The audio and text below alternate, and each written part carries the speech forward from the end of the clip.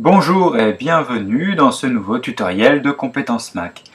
Aujourd'hui, je voudrais revenir sur les options de sécurité spécifiques à l'iPhone 5S.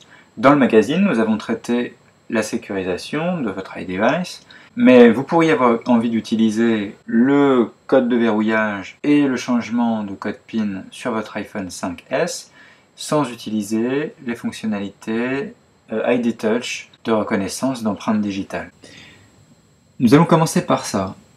Modifier le code PIN de votre téléphone.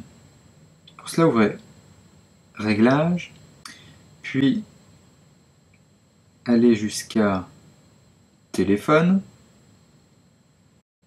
descendez jusqu'à PIN carte SIM et tapotez sur Modifier le code PIN. Commencez par entrer votre code PIN actuel, valider, puis entrez le nouveau code PIN. Valider par OK, puis valider une deuxième fois.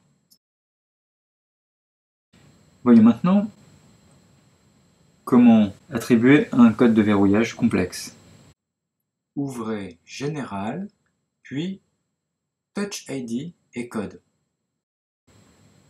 Ce qui est différent de l'endroit où se trouve verrouillage par code sur les autres iPhones, qui se trouve directement dans Réglages, puis verrouillage par code. Ici, tapez sur Activer le code, et vous pouvez créer un code simple à 4 chiffres. Nous allons créer un code beaucoup plus complexe, désactiver code simple, et lorsque vous demandez d'activer un code, ce code peut être beaucoup plus complexe. Entrez-le et validez par suivant. Confirmer. iOS vous propose d'utiliser ce nouveau code comme code de sécurité iCloud. C'est une possibilité, mais avoir deux codes différents peut avoir son intérêt également. Dernier réglage. Lorsque vous utilisez un code, il va vous être demandé immédiatement à chaque fois que votre appareil est resté sans usage.